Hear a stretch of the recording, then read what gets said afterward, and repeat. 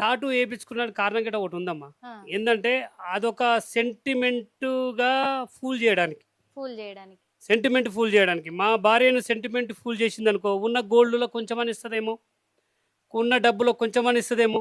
ఇంకోటి కూడా చెప్తామ్మా, ఆ టాటూ ఏపించుకోవడానికి కారణం గట్టా ముందా ఇంకా తెలవదు నాకు. టాటూ ఎప్పుడు ఏపించుకుందో కరెక్ట్ డేట్ తెలవదు. మా వైఫు 1,30,000 పెట్టి ఒక స్కూటీ కొంటే, ఆ! ఆ స్కూటీ ఆమె పేరు మీద చేపించింది.